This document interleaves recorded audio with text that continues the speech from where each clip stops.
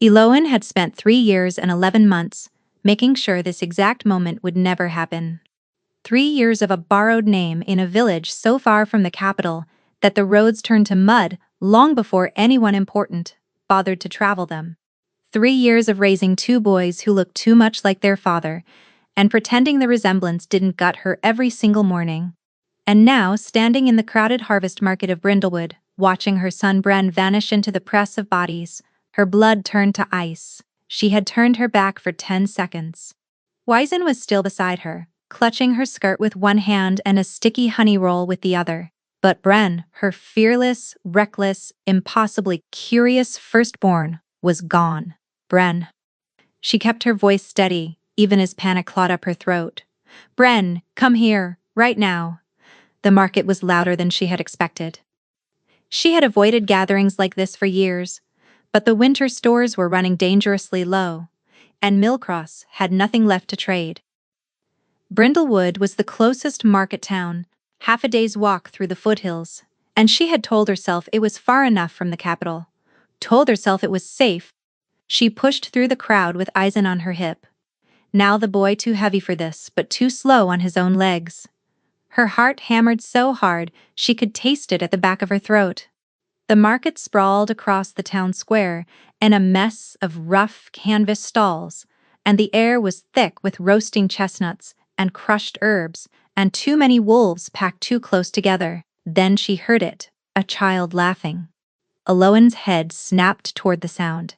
Through a gap between two stalls, she saw him. Bren stood near the far end of the square beside a merchant's overturned crate, grinning up at a man who had crouched down to his level. The man was enormous, even crouching. His shoulders blocked the stall behind him entirely. He wore a dark traveling cloak with the hood pushed back, and his hair was black. And his hand rested on Bren's small shoulder with a gentleness that did not match his size. Everything inside Eloan went still. She knew that profile. She knew those hands. She knew the exact way his jaw squared when he was listening carefully, because she had spent one night memorizing every detail of his face, and nearly 4 years trying to burn it from her memory. King Torvain Vale, Alpha of the Ashanmore Pack, ruler of the Northern Territories, father of the two boys. She had kept hidden since before they drew their first breath. He was supposed to be in the capital. He was never supposed to be here. This was a nothing town in the middle of nowhere, and he was crouched in the dirt talking to her son like it was the most ordinary thing in the world. Then Torvain went still. She watched the change move through him. The subtle tightening of his posture, the way his fingers curled, almost imperceptibly against Bren's shoulder, his head tilted, the way a wolf's does when something catches on the wind. His nostrils flared. He leaned closer to the boy and inhaled. Eloan's knees nearly buckled. She knew what he was smelling. Every shifter carried the scent of their bloodline, a signature woven so deep into bone and marrow that no amount of distance or years or pine soap and wild sage could fully erase it. She had scrubbed her sons every single day of their lives trying to mask it. She had kept them far from any wolf who might recognize what lived beneath their skin, but no amount of scrubbing could hide what they were from him. Not from their own father. Not at this distance. Torvain's expression changed. The easy warmth drained from his face, replaced by something raw and stunned and so fierce it looked almost violent. His gray eyes went wide. The same gray eyes that stared back at Eloan from her son's faces every morning. He looked at Bren, really looked at him. And she watched the recognition land like a fist to the chest. Bren was still chattering. Something about a beetle, a rock shaped like a fish. He had no idea who he was talking to, had no idea what was unraveling around him in the space between one breath and the next. Torvain looked up. His gaze swept the crowd with the sharp, predatory focus of a man who had commanded armies, and it found her instantly. Across 30 feet of packed market square, through the noise and the smoke and the crush of strangers, his eyes locked onto hers. The world stopped. She saw the second wave of recognition hit him, not the boys this time, her. He remembered her. She could see it in the way his lips parted, the way his entire body went rigid, the way something behind his expression cracked open and bled.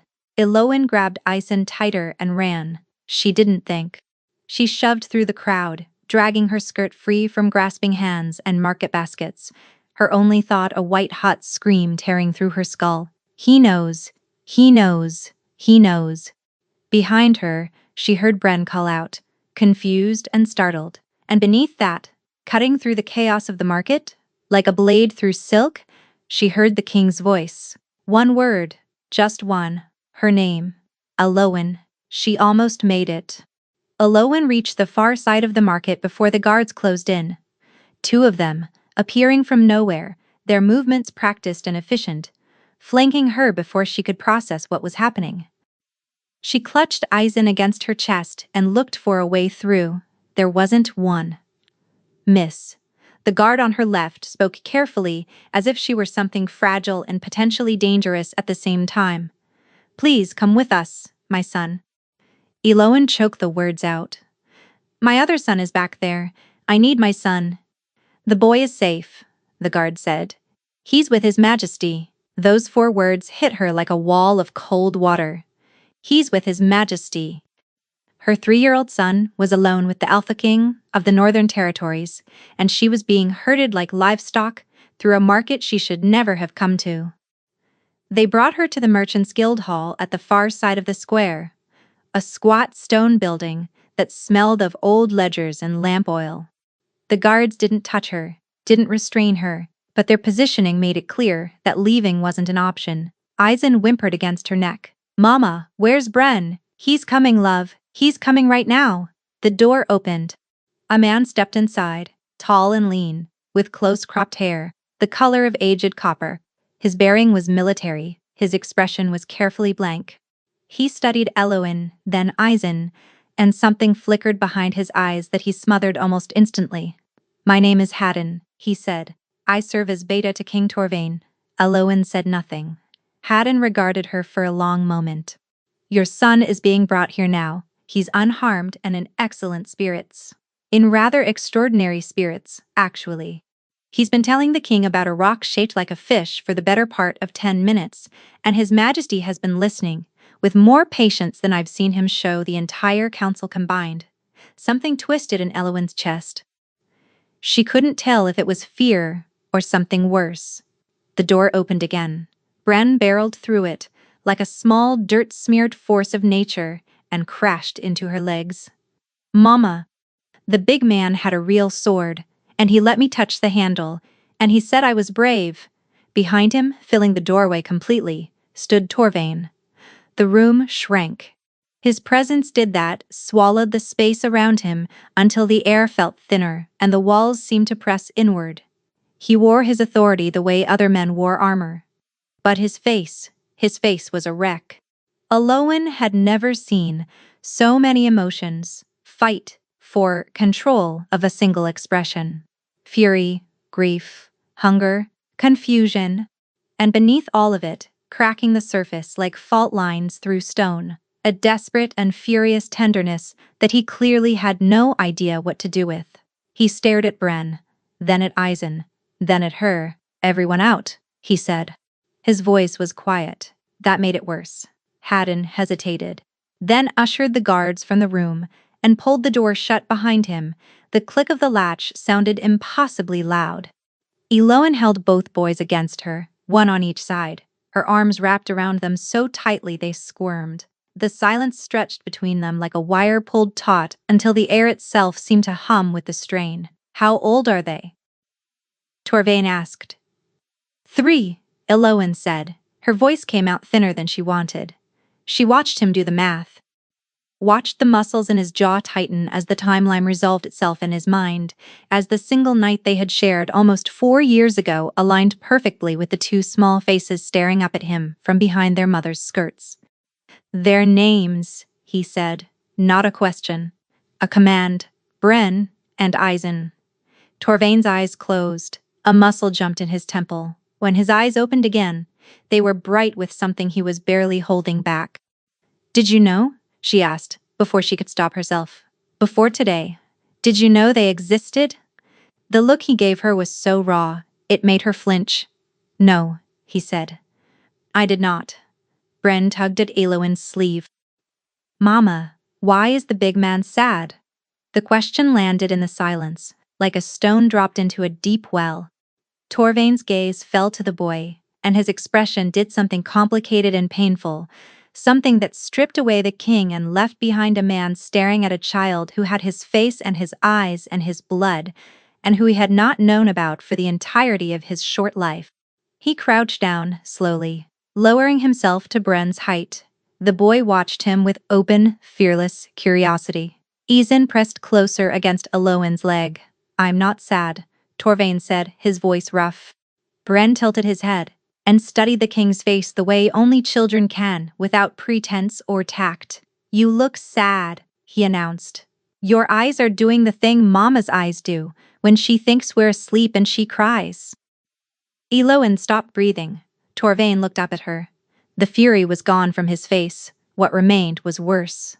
It was grief, so clean and sharp it could have cut bone. We need to talk, he said.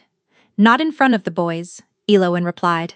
He nodded slowly, his gaze dropping back to Bren, then sliding to Eisen, who was watching him from behind Eloin's hip with wide, wary eyes. Eisen, who was quieter than his brother, who noticed everything and said little, who looked so much like Torvain in the shape of his jaw, and the careful way he watched the world, that it physically hurt.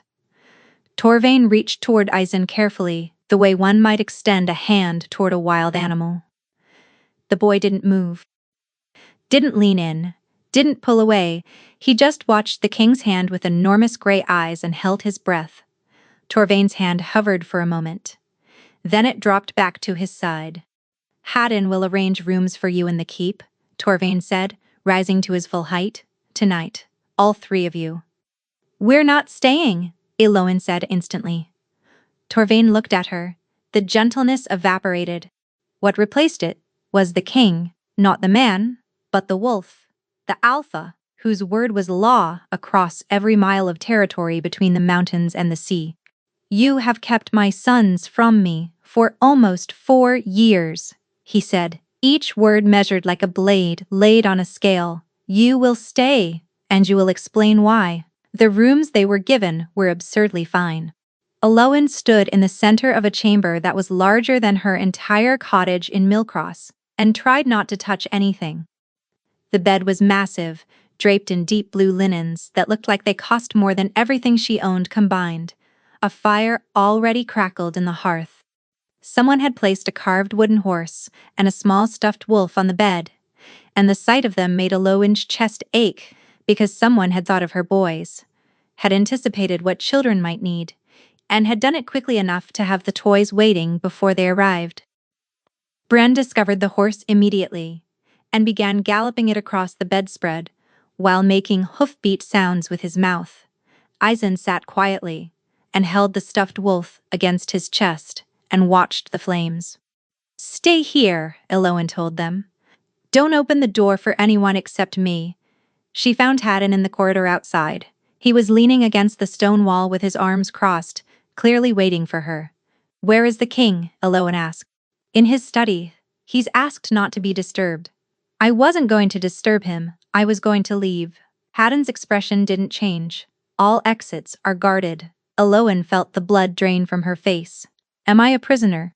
You're a guest, Hadden replied, though the word guest had never sounded quite so much like a lock turning. A door opened further down the corridor, and a woman stepped out.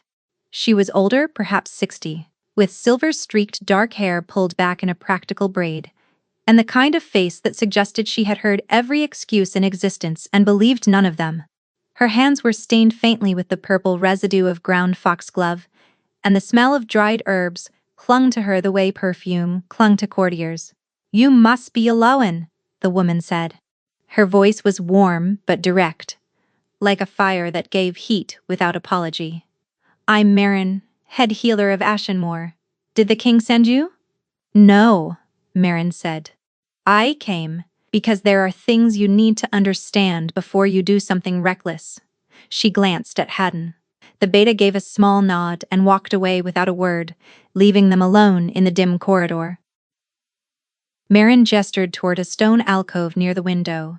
They sat on the ledge, and the last of the evening light through the glass turned everything the color of weak honey. "I'll be direct with you," Marin said. "Because I don't think you're the type who appreciates being handled. I'm not."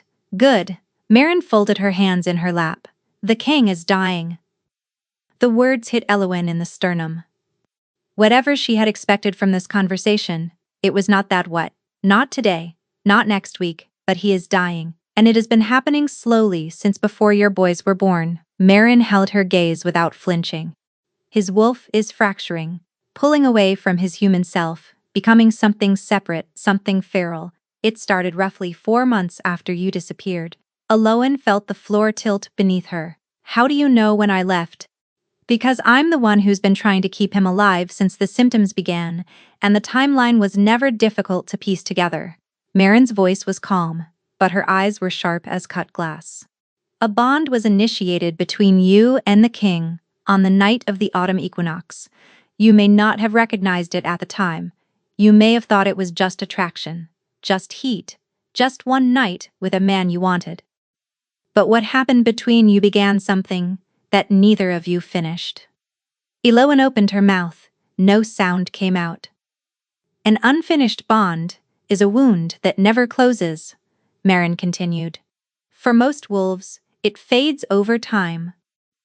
A dull ache they learn to live with, like an old injury that stiffens in the cold. But the king is an alpha. His wolf doesn't let go of anything. And when you vanished carrying his unborn children, his bloodline, the wound didn't fade. It festered." Elowen's hands were trembling in her lap. "What do you mean by fracturing?" "I mean, his wolf is tearing itself free from the man," Marin said plainly. "It started as mood shifts, aggression he couldn't control. Stretches of restlessness that lasted days, where he couldn't sit still or focus or hold a thought long enough to finish a sentence. The council assumed it was stress. They assumed it would pass."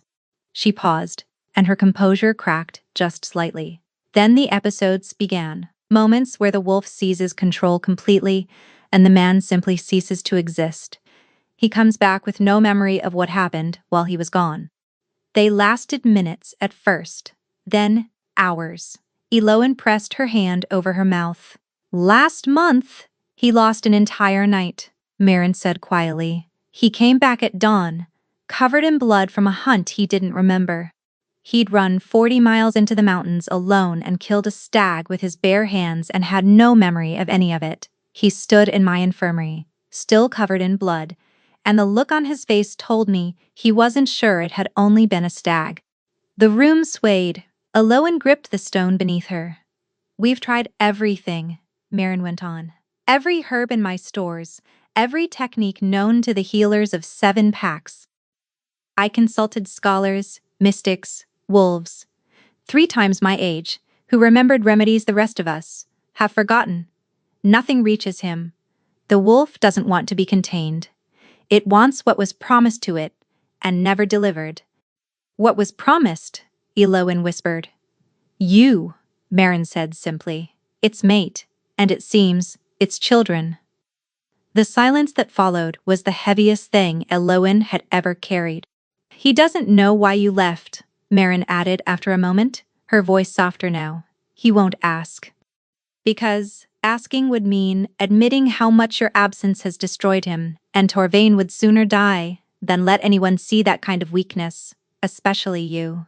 Elowen stared at her own hands. Her mind was a storm. All this time, he had been fracturing all this time because she had left, because she had believed she was nothing to him, because someone had told her she needed to disappear, and she had believed them, without question. "I didn't know," she said, her voice breaking.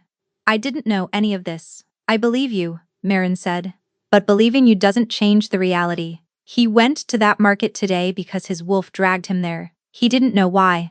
He told Haddon he felt pulled south and couldn't explain it. He fought it for 2 days before his wolf overruled him and started walking."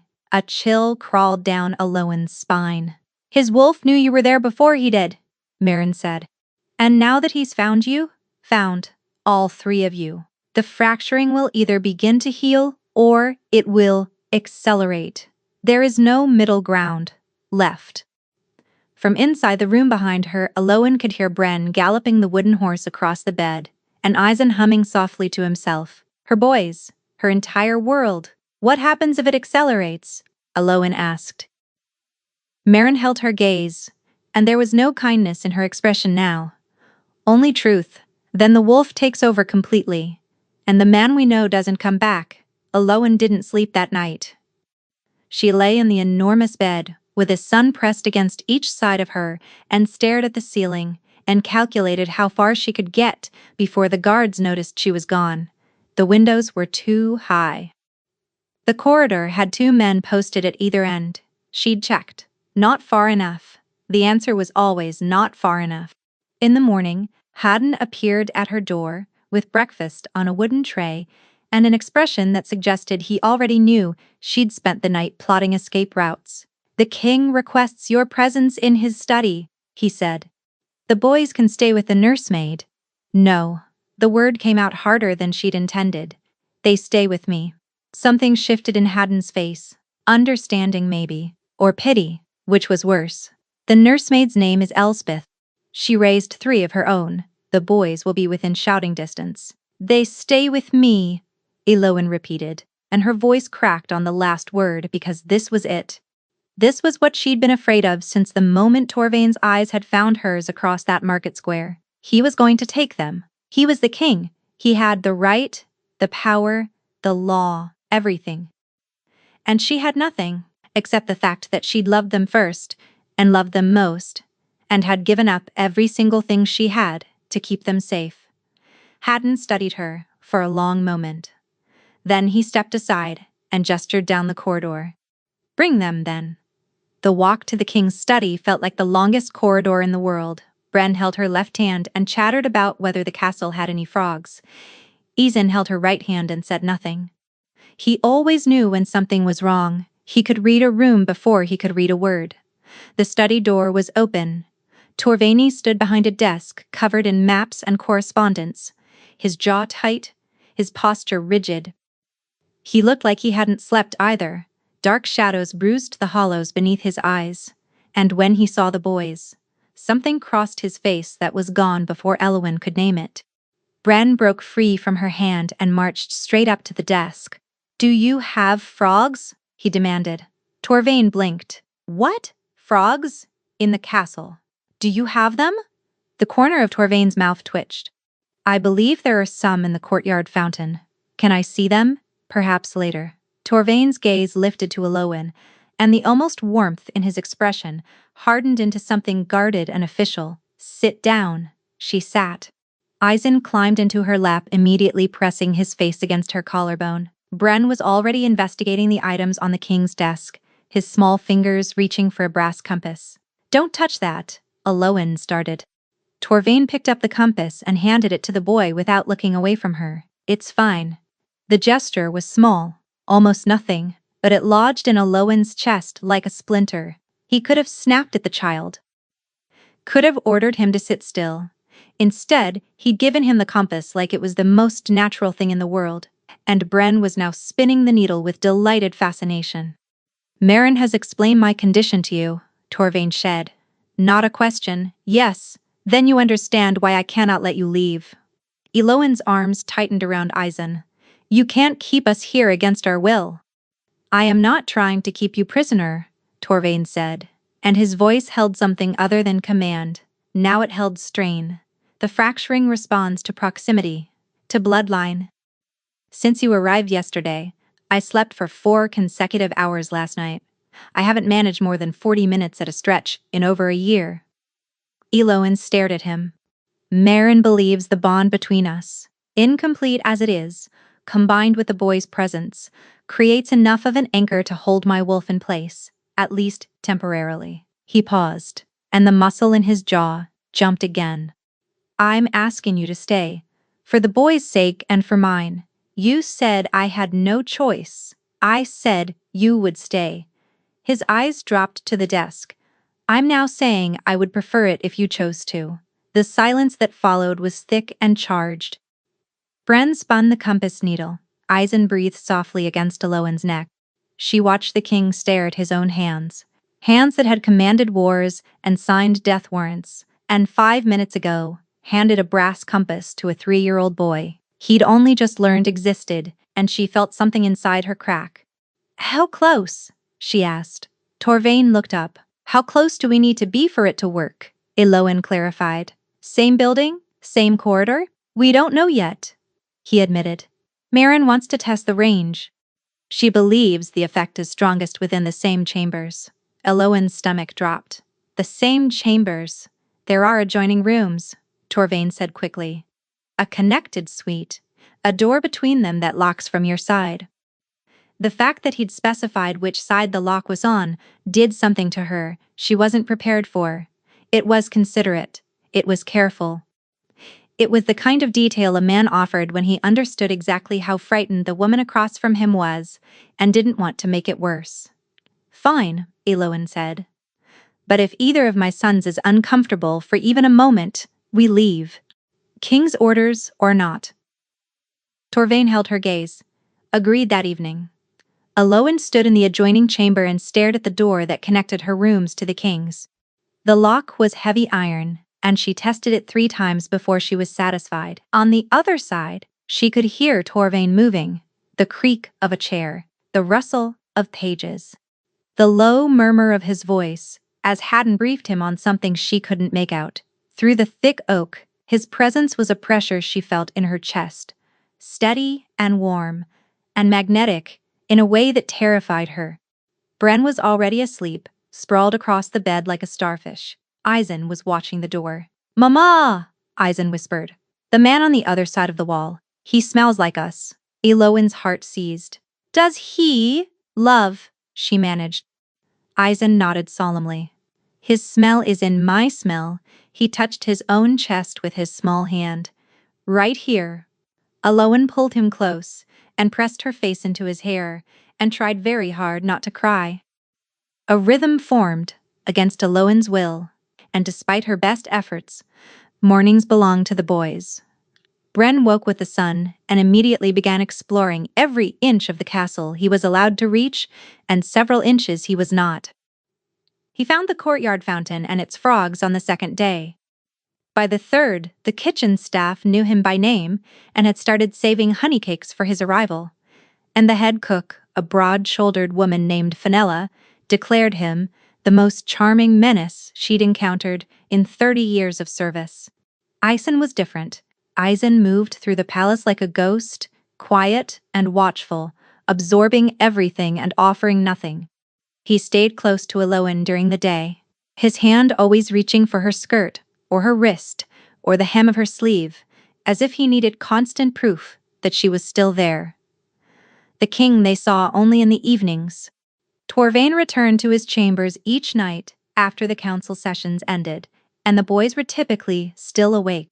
Bren greeted him without hesitation, launching into reports about the frogs or the kitchen or a crack in the courtyard wall that he was absolutely certain led to a secret tunnel. Torvain listened to all of it. That was the thing that kept catching Eloin off guard. He didn't dismiss the boy, or redirect him, or offer the kind of practiced, distracted attention that powerful men gave to small children who didn't matter to them.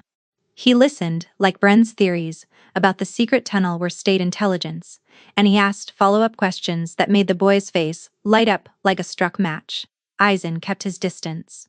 He watched the king from behind Eloin's legs, or from the corner of the bed, his gray eyes tracking Torvain's movements with the wary precision of a creature deciding whether to trust something larger than itself. Torvain never pushed. He never reached for Eisen, never crouched in front of him, never forced eye contact. He simply existed in the same space and let the boy decide when and if to close the distance.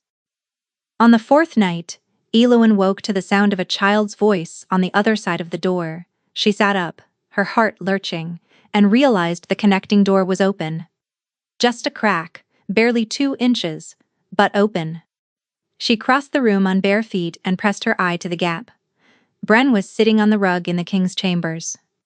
Torvain sat across from him, legs crossed, holding a carved chess piece in one hand.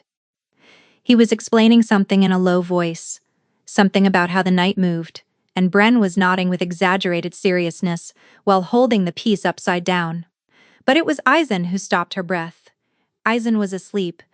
He was curled on his side on the rug between them, his stuffed wolf pressed against his chest, his small body angled toward Torvain, with the unconscious trust of a child who felt safe.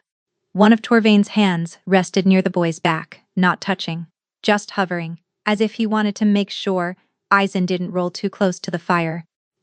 Eloan pressed her hand over her mouth and backed away from the door before they could see her. She sat on her bed and breathed through the ache in her chest. Because this was the thing she'd feared most, and it wasn't what she'd thought. She hadn't been afraid that Torvain would be cruel to her sons. She'd been afraid that he would be exactly this gentle, patient, present. Everything she hadn't been able to give them because she'd been alone and terrified and barely surviving. The guilt was suffocating. 2 days later, she found a small carved frog on the breakfast tray. No note, no explanation. Bren seized it with a shriek of delight, and Eloan glanced toward the connecting door and found it closed. But she could have sworn she heard the faintest exhale on the other side, like someone who'd been listening and was satisfied with the result. One evening, the following week, after the boys had fallen asleep in their room, Eloan found herself sitting in the open doorway between the chambers. She didn't remember deciding to leave the door open. It had simply happened. The way the distance between them had been closing in increments too small to notice, until she looked back and realized she'd moved.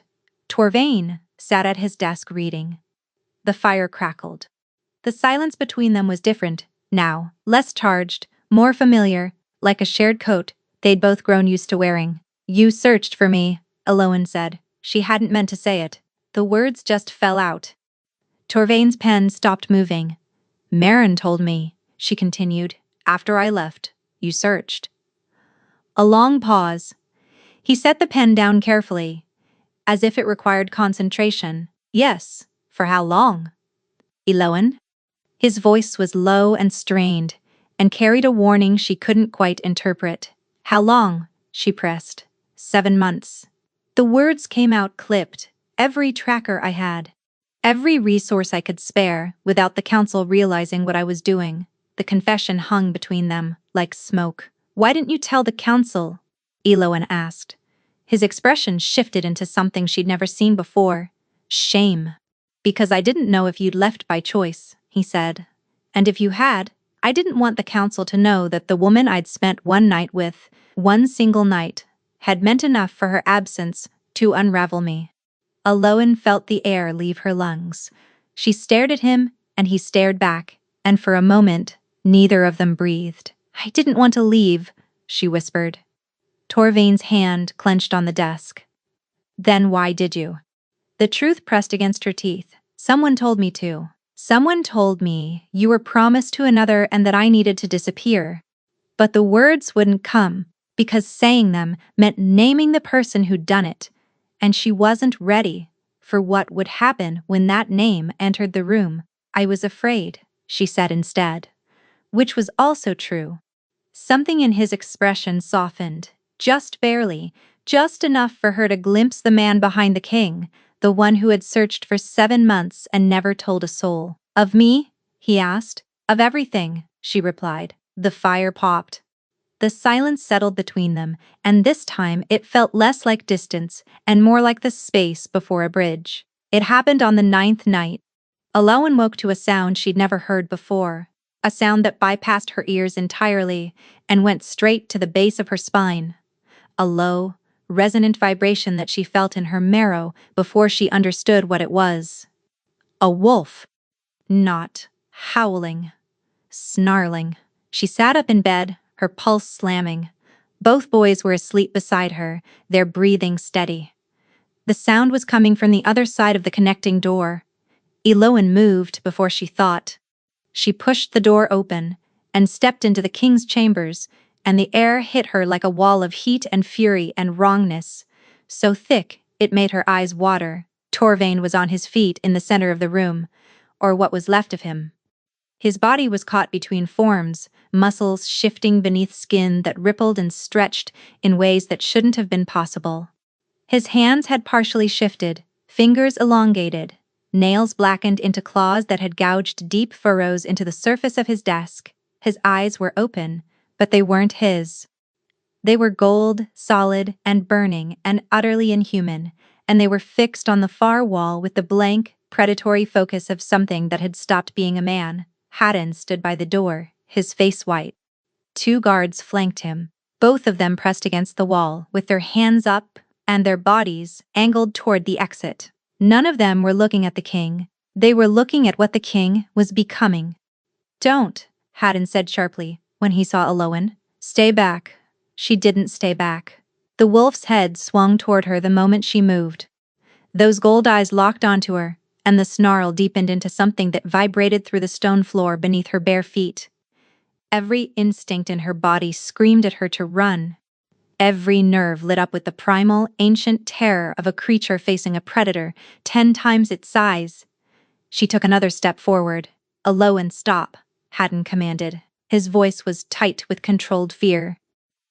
"When he's like this, he doesn't recognize anyone.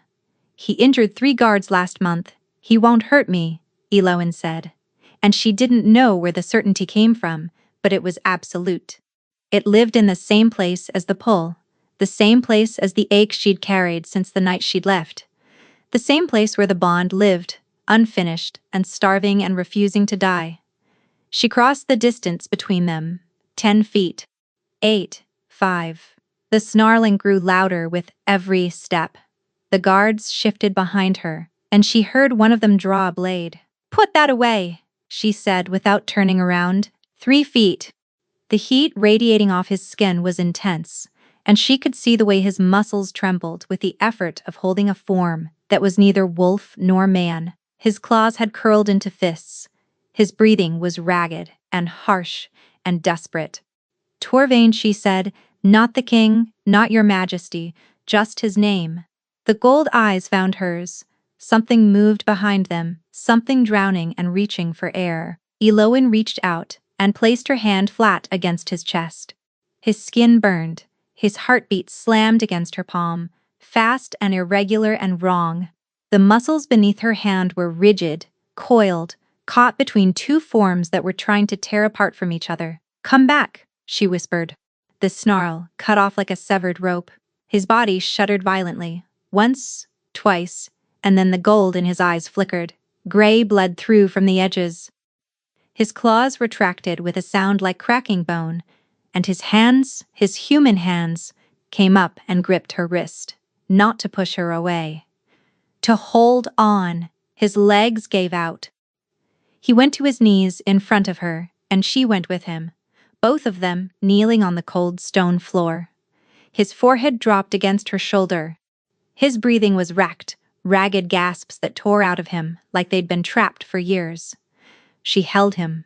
She wrapped her arms around his shaking shoulders and held him while the wolf retreated and the man came back, and behind them, in the doorway, Haddon stood with his hand pressed over his mouth and his eyes bright. Minutes passed. The shaking slowed. His breathing steadied. His grip on her wrist loosened, and his hand slid up her arm to her shoulder, then her neck, his fingers threading into her hair with a desperation that was entirely human. Her name came out broken. "I'm here. The boys," he managed. Are they? They're sleeping. They're fine." "You didn't go near them." A sound escaped him that was halfway between a breath and a sob. He pressed his face harder against her shoulder. "How long was I gone?" he asked. "I don't know. A few minutes, maybe more." It felt like hours. His voice was muffled against her skin. "It always feels like hours. I can see everything the wolf does, but I can't stop it. I'm locked behind my own eyes, watching."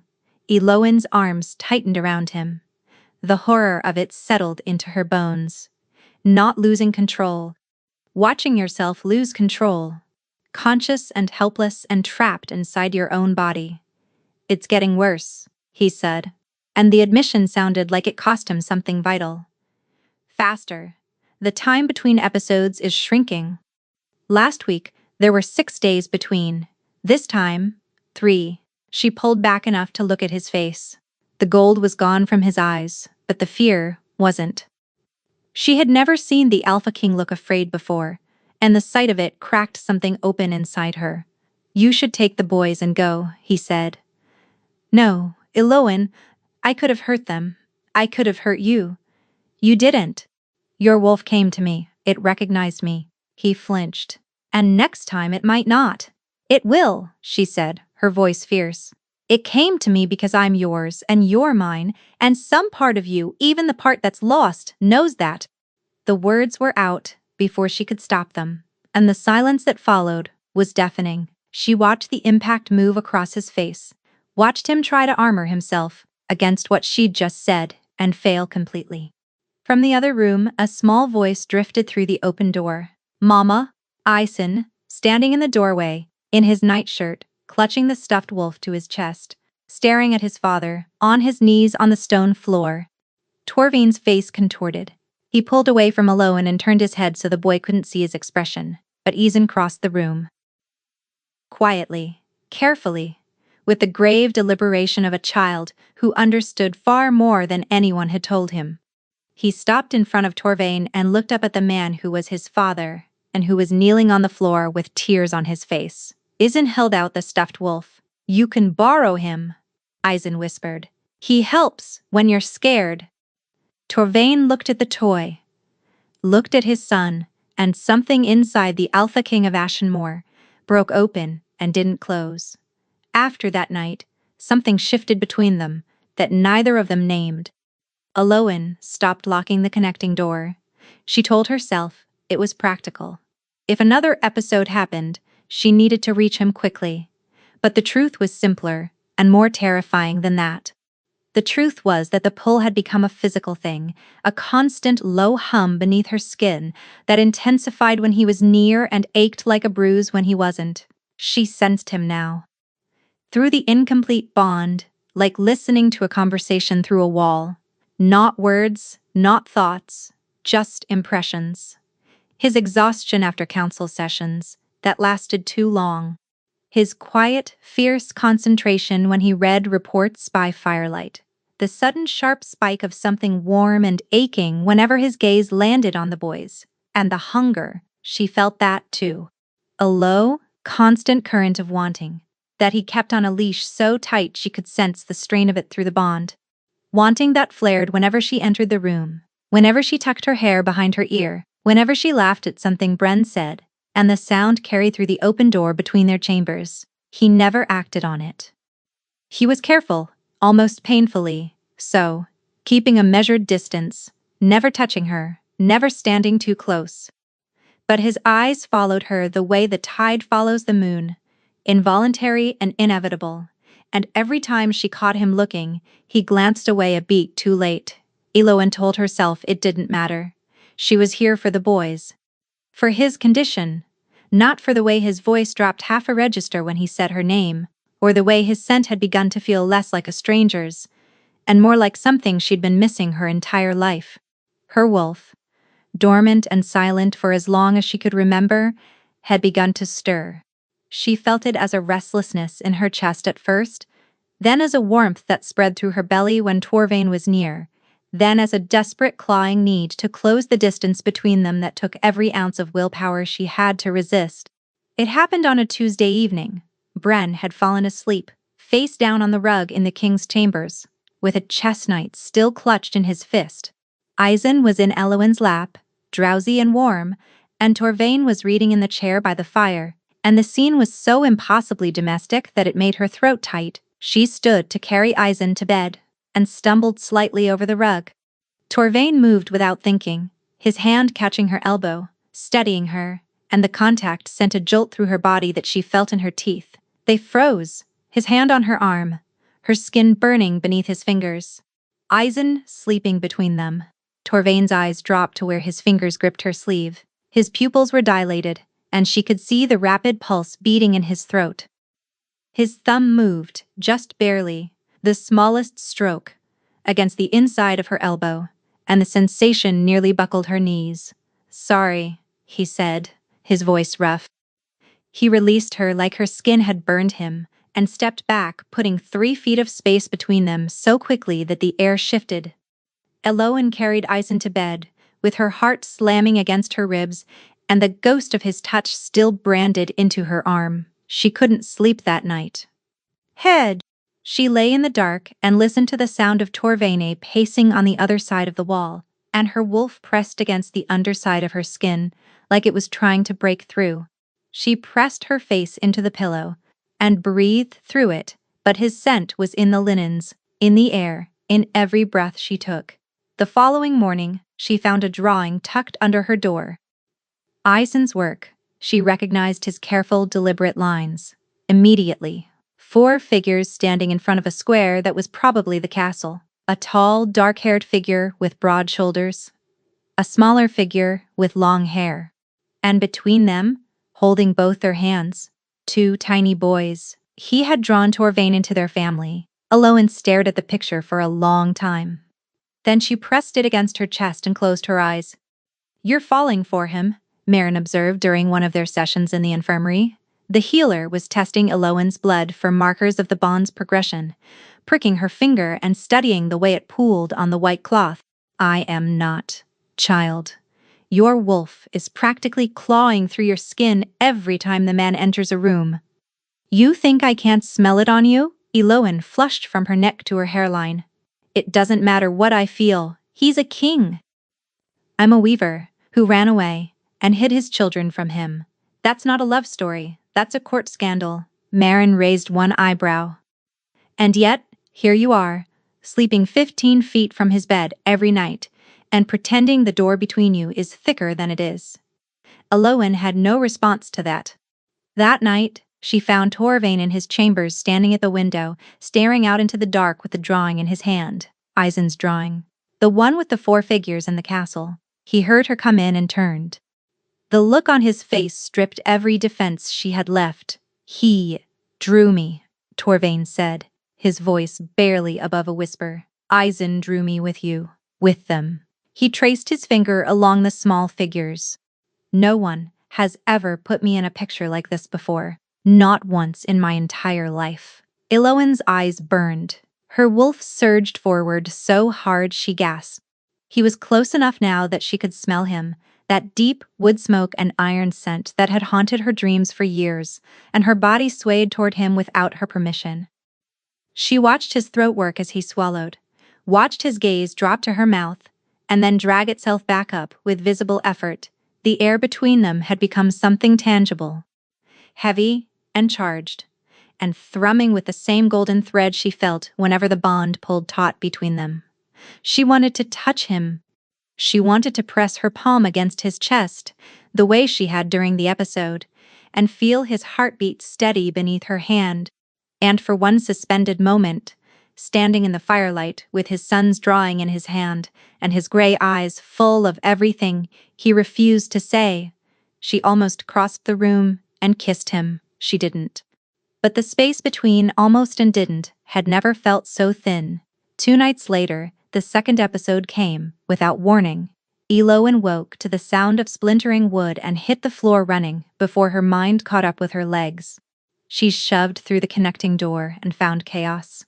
The desk was destroyed. The chair lay in pieces against the far wall. Torvaine stood in the center of the wreckage, fully shifted this time, his massive wolf form taking up half the chamber.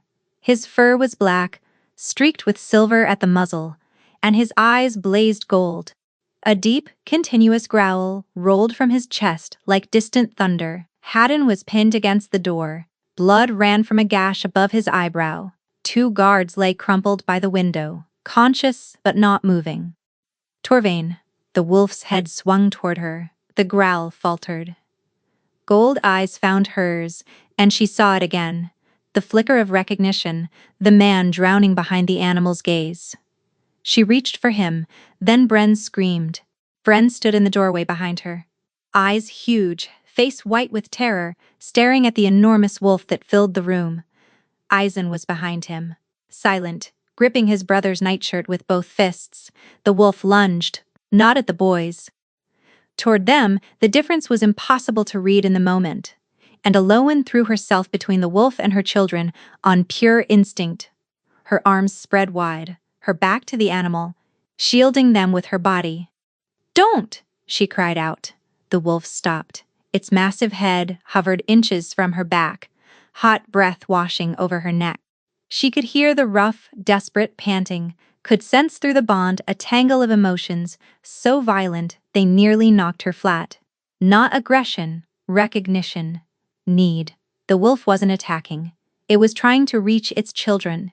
But the boys didn't know that. Bren was sobbing, his face buried in Eloan's stomach. Aizen was frozen, his mouth open in a silent scream. Eloan turned slowly, keeping the boys behind her. The wolf stood trembling, its gold eyes locked on the two small faces peering around her legs. A sound came from its throat, low and keening and full of an anguish so raw it didn't sound like an animal at all. Then the wolf retreated. It pulled back, shrank, and Torvain collapsed onto the stone floor in human form, shaking violently, his hands over his face. The silence that followed was the worst sound Aloan had ever heard. She saw what it did to him, even through the haze of shock. The way his whole body folded inward, shoulders curving, spine bending, as if the weight of what had just happened was physically crushing him into the floor. His hands were shaking against his face, and through the bond she felt something so devastating. It nearly brought her to her knees. Not rage, not pain. Disgust. He was disgusted with himself. Every instinct screamed at her to cross the room and hold him the way she had after the first episode. But Bren was sobbing against her stomach, and Aizen was a rigid, frozen weight in her arms. And her children came first. They always came first. She gathered the boys and carried them back through the connecting door. Bren wouldn't stop crying. Aizen wouldn't start. She held them both and rocked them and whispered the same words over and over until her voice went hoarse, until Bren's sobs turned to hiccups, until Aizen's rigid body finally softened against her chest. When they were asleep, she went back to the connecting door. It was closed. From the other side, she heard nothing. No movement, no breathing. Just the vast, terrible silence of a man who had just watched his children look at him with fear. In the morning, Torvain summoned Haddon and Marin and spoke 3 sentences. Prepare the southern estate. Eloan and the boys leave at first light. No arguments. Eloan found out from Haddon, not from Torvain himself. The king refused to see her. She went to his door anyway and knocked until her knuckles ached. No answer. She pressed her forehead against the wood and felt the bond stretching between them, tight with pain, and willed him to open it. He didn't. He won't change his mind, Haddon said quietly. I've known him 20 years. This is the voice he uses when something is finished. Eloan stood in their chambers and packed the boys' things with numb, mechanical hands. Bren sat on the bed, silent, in a way that was so wrong, it made her chest ache, clutching the brass compass Torvain had given him that first day in the study. Aizen held his stuffed wolf, the one he'd offered to the king. Torvain had returned it sometime during the night, placed outside their door without a sound. Why can't we stay? Bren asked, his voice small and confused and stripped of every ounce of his usual brightness. She pulled him close and pressed her lips to his hair, and said nothing because there was nothing to say that wouldn't break. The carriage was waiting in the courtyard at dawn. Lowen carried a sleeping Aizen down the stairs, while Bren walked beside her, clutching the compass in one hand and her skirt in the other. At the bottom of the staircase, she paused and looked back up toward the king's chambers.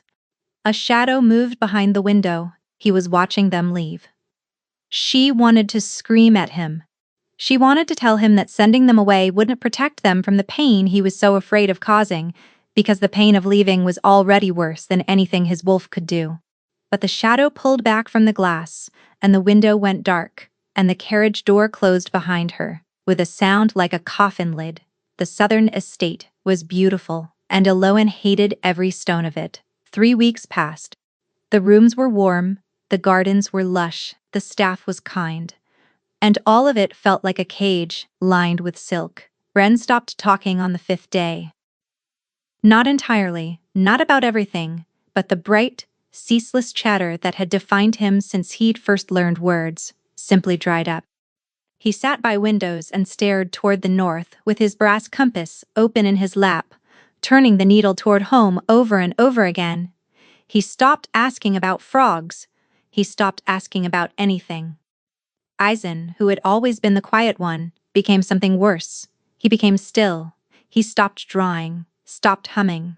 He sat with his stuffed wolf and watched the door as if waiting for someone who wasn't coming, and the look in his gray eyes was the same hollow absence Illowin saw in her own reflection every morning. Something was wrong with the boys. Something beyond sadness, beyond homesickness, beyond the ordinary grief of a child who'd lost something precious. This was deeper, physical. On the ninth day, Bren woke screaming from a nightmare, his small body rigid, his eyes flashing gold for a split second before the color vanished. Aloan saw it, and her blood went cold. On the 12th day, Eisen growled in his sleep. Not a child imitating an animal, a real growl, deep and resonant and wrong coming from a 3-year-old's throat. The nursemaid who heard it fled the room in tears.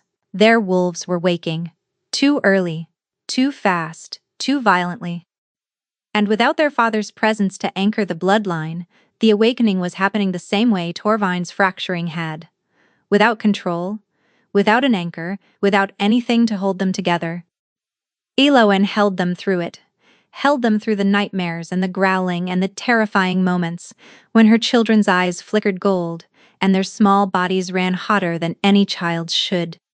She sang to them in the dark songs she barely remembered from her own childhood in the weaver's shop, and she pressed her mouth against their hair and promised them things she had no power to deliver, that everything would be all right, that they were safe, that the ache in their chests would stop. But it didn't stop. It got worse. Bren stopped eating on the 14th day. He would sit at the table and push his food around the plate with the same blank, distant expression that Eloan had seen on the faces of wolves who were giving up. He was 3 years old, and he was giving up, and the sight of it was the thing that finally broke her. Eloan sent for Marin. The healer arrived on the 15th day, took one look at the boys, and the color drained from her face. She examined them both with quick, practiced hands, checking their eyes, their pulse, the heat of their skin. When she finished, she sat back and pressed her fingers to her temples and said nothing for a very long time. The bloodline bond is fracturing in them too, Marin said finally. It's a cascade. The father's wolf is unstable, and because the family bond was never completed, the instability is passing down to the children. Their wolves are trying to surface before their bodies are ready. If this continues, the shift will happen before their bones are strong enough to survive it. Can you stop it? Not without their father.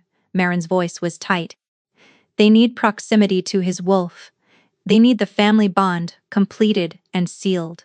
Without it, this will not stop. Eloan felt a fury so clean and sharp, it burned away every other emotion. He sent us away to protect them. He's killing them, Marin said, and the words fell like stones. Eloan stood. We're going back. He won't allow it. I don't care what he allows. My sons are dying. They traveled through the night. Eloan held both boys against her in the carriage, wrapped in blankets, their small bodies too warm, their breathing too shallow. Bren hadn't spoken a word in days.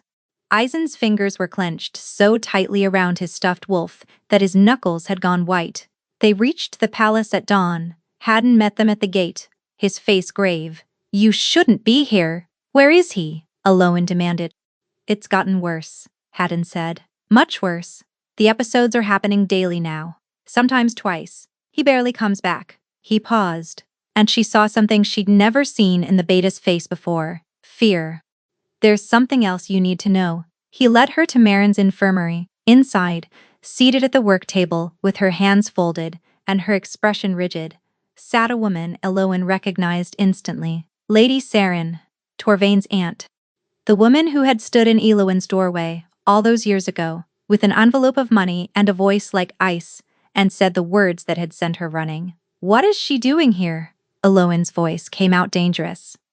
She came forward on her own, Haddon said carefully. 3 days ago, when it became clear the king might not survive. Saren looked at Eloin. There was no warmth in her face, but there was something else. Something that might have been regret, though it wore it poorly. I told you the king was betrothed to Councillor Aldrich's daughter, Saren said. That was true. The alliance was in negotiation. You told me to disappear. I told you that a low-born Omega, carrying unmarked heirs, would destroy a political alliance that had taken 2 years to build and could have prevented a border war. Saren's voice was steady, but her hands, Eloin noticed, were trembling against the tabletop. I believed I was protecting the kingdom. You were protecting your own position, Eloin shot back. Perhaps, Saren admitted. Perhaps both. It doesn't matter now. She looked at Haddon, then back at Eloin. He broke the betrothal 3 weeks after you vanished, refused to go through with it. Councillor Aldrich's daughter married elsewhere within the year. The alliance I was trying to protect collapsed the moment you left because you were the only thing holding Torvain together, and without you, he began to fall apart. The silence in the infirmary was suffocating. I was wrong, Saren said. The words sounded like they had been dragged from her by force. And now my nephew is dying because of what I did. Eloin stared at her. The rage was a living thing in her chest. Years of hiding. Years of poverty and fear and loneliness. Years of her boys growing up without a father. Of Bren asking why other children had 2 parents and he only had 1. Of Ezen watching the road with those old patient eyes and waiting for someone he'd never met. All because this woman had decided she knew what was best. The urge to scream was almost overwhelming. Part of her ached to reach across the table and shake this woman until every piece of careful composure crumbled, and she understood, truly understood, what she had taken. Not just a mate from a king or a father from 2 boys. She had taken from Eloin the one night in her entire life when someone had looked at her like she was worth staying for, and she had told her it meant nothing. But behind the rage, beneath it, she felt something else. The bond pulsing in her chest, urgent and desperate, pulling her toward the chambers above them, where Torvain was locked in a battle he was losing. She turned to Haddon. Take me to him. Haddon led her through the upper corridors. The palace was quiet, in the way that living things are quiet, when they're afraid. Every servant pressed against the walls, every door closed, every voice a whisper. The boys were with Maren. Eloin had kissed them both, and promised she'd come back, and Bren had looked at her with hollow eyes and said nothing. And that silence was the thing that drove her up the stairs with her jaw set and her fists clenched and a fury in her bones that burned brighter than fear. The door to Torvain's chambers was reinforced with iron bars. 2 guards stood outside, armed and tense. He's lucid right now, Haddon said, but it won't last. The windows between episodes are getting shorter. He hesitated. He told me not to let you in. I need you to know that. I know. He'll be furious. I know that too, Haddon nodded once. Then he lifted the bar and opened the door. The chambers were destroyed. Every piece of furniture was shattered or overturned. Claw marks scored the walls from floor to ceiling. The bed was in pieces.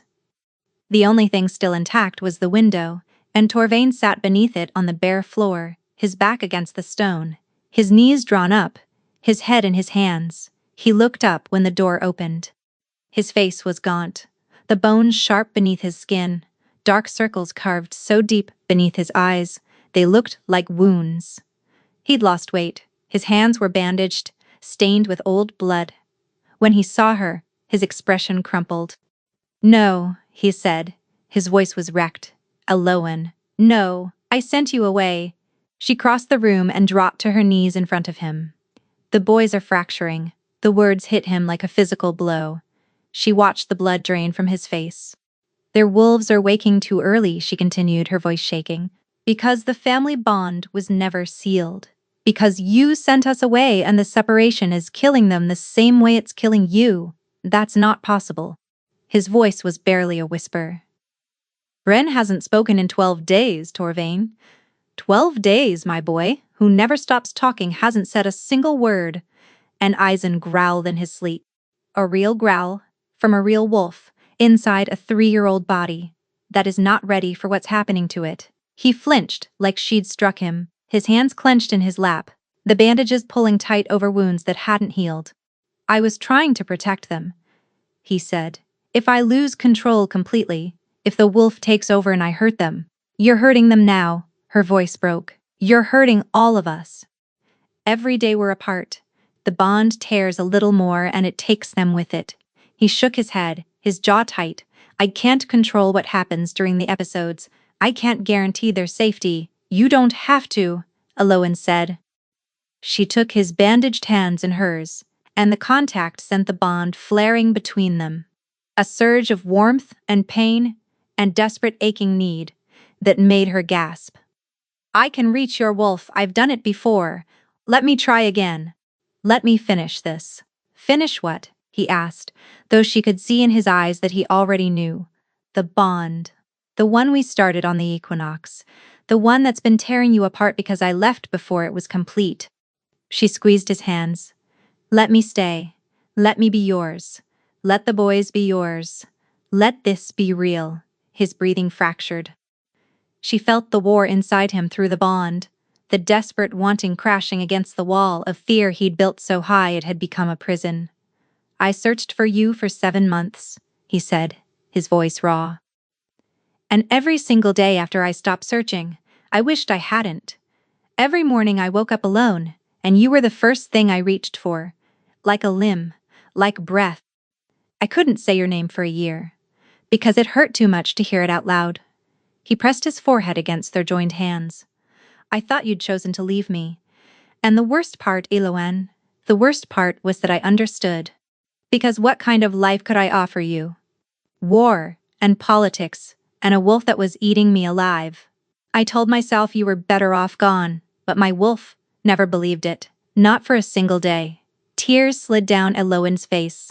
What if I can't come back next time? He asked. What if the wolf takes me? And I never come back. She cupped his face in her hands, her thumbs tracing the hollows beneath his eyes. Then I'll follow you, she said. And I'll bring you back, as many times as it takes. He kissed her. It wasn't gentle. It was desperate, bruising.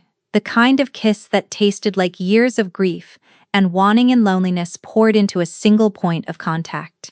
His hands tangled in her hair, pulling her closer, and she pressed herself against him and kissed him back with everything she had. The bond roared to life between them. She felt it like a wave crashing through her chest, hot and golden and overwhelming. His wolf surged forward to meet hers, and there was no fracture, no separation, no war, just recognition, just home.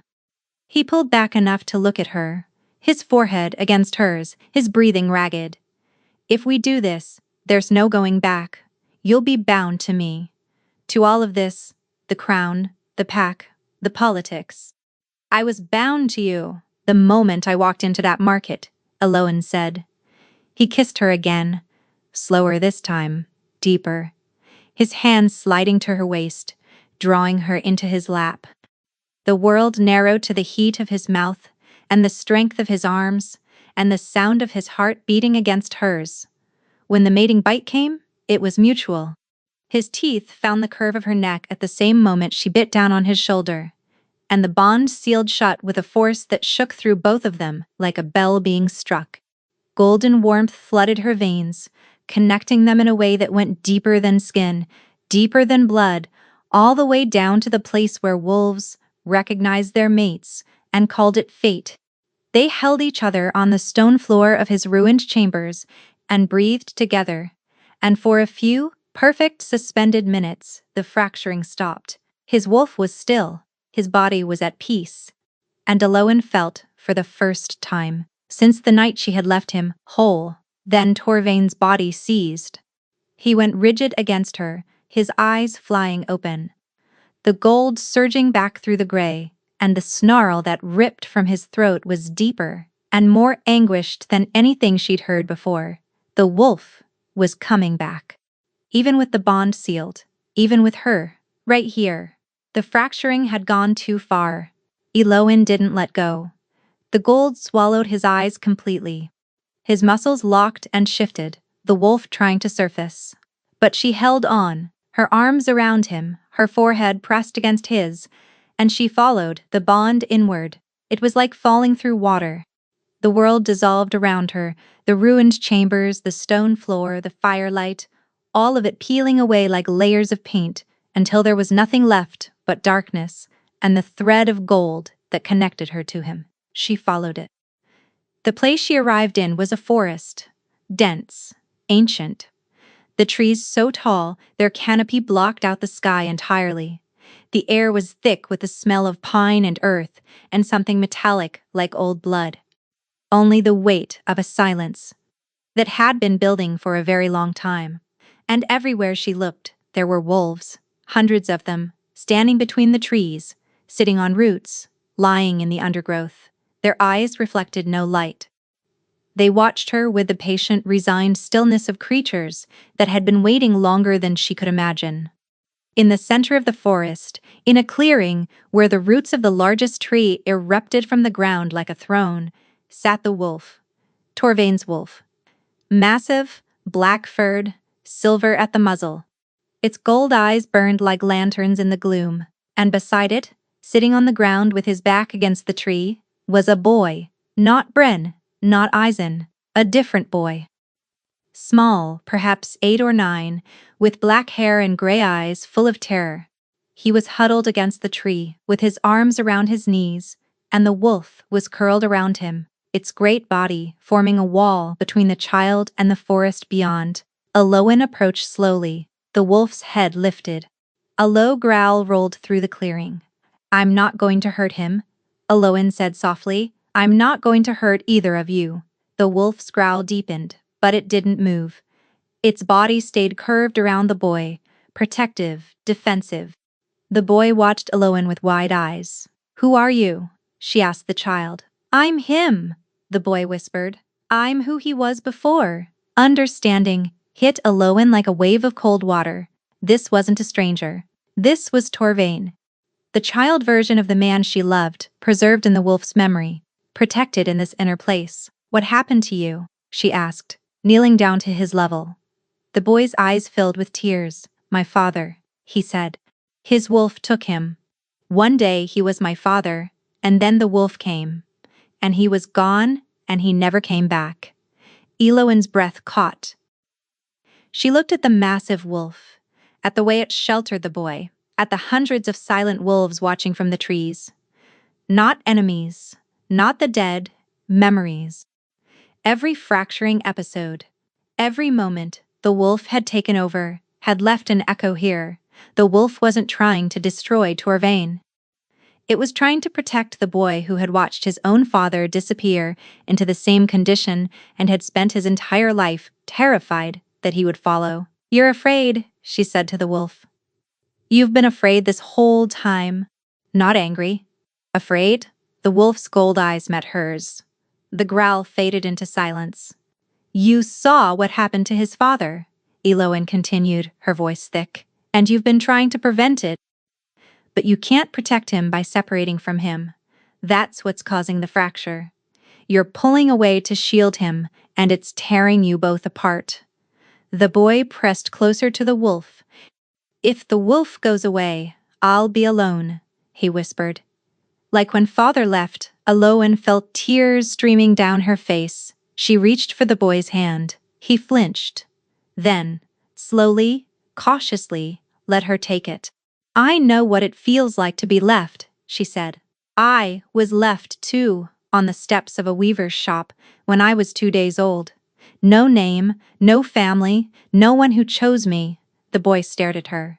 "And I spent my whole life believing I wasn't worth choosing," she continued. "That if my own parents didn't want me, no one would.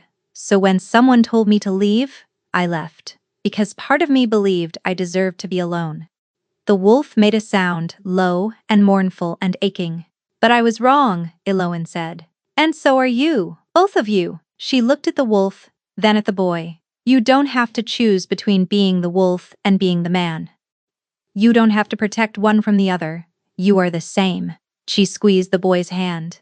Your father lost himself because he fought his wolf until they broke apart. But you don't have to fight. You have something he didn't. What? The boy whispered. Someone who came to find you, Elowen said. Someone who's choosing to stay. She reached her other hand toward the wolf. The animal stared at her palm for a long moment. Then it lowered its great head and pressed its muzzle against her skin. The contact was like touching a live wire. Golden light erupted from the point where they met and flooded through the forest.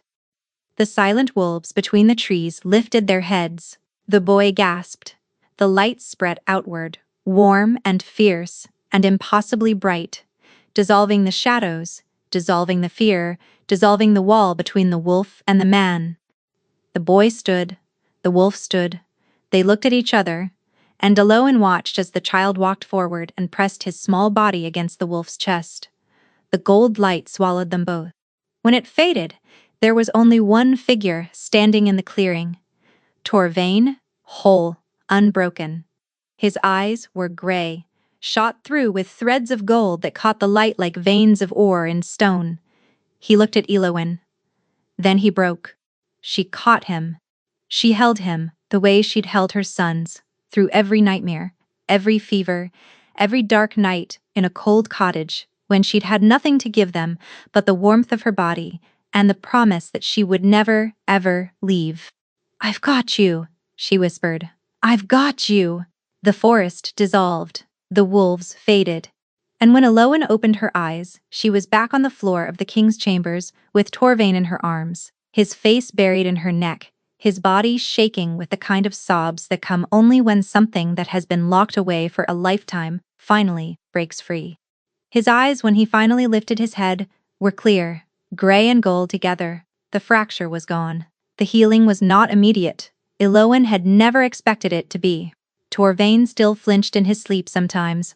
He still woke in the dark and reached for her with desperate hands, needing proof that she was there, that the bond was real, that the wolf inside him was quiet and whole. She was always there. She always would be. The boys healed faster than anyone predicted.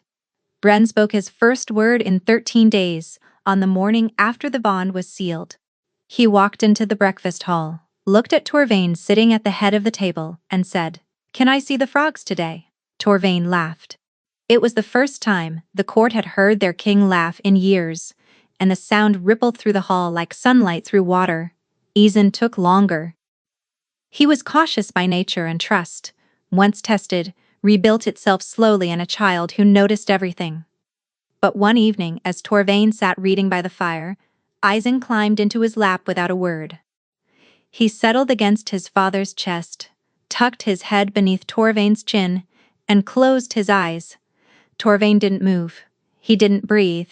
He held the book in one hand and wrapped the other arm around his son, and Elowen watched his eyes fill and his jaw clench as he fought to hold himself together. Later, when both boys were asleep, he pulled her close in the darkness of their shared chambers and pressed his mouth against her hair. "He called me father today," Torvain murmured, "when you weren't in the room." He said it very quietly, like he was testing how the word felt. Elowen smiled against his chest. How did it feel? He was quiet for a long moment, like everything. The court adjusted, the way courts always do, with gossip and resistance and eventually grudging acceptance. A nameless weaver, as the Alpha Queen, was not what anyone had envisioned. But the king's wolf was whole. The heirs were acknowledged, and the woman who had brought Torvain back from dissolution was not someone anyone cared to argue with, least of all the king himself. Lady Saren departed the court without ceremony. Elowen did not forgive her. Perhaps she would. Someday, in the distant, abstract way. People forgive storms for the damage they cause, but not yet. On a morning some months later, Elowen woke to pale light and the sound of Bran explaining to Eisen, in his most authoritative voice, that frogs could definitely be trained to carry messages if you were patient enough. Torvain was still asleep beside her. His breathing was deep and even. One arm was draped over her waist, and his hand rested against her stomach, where a new heartbeat had just begun to make itself known. She hadn't told him yet. She would, soon. But for now, she lay in the quiet morning light, with her family around her, and the bond humming, warm and golden in her chest, and she let herself have this stillness, this completeness, this proof that some things, once broken, could be made whole again. Not the same as before, better.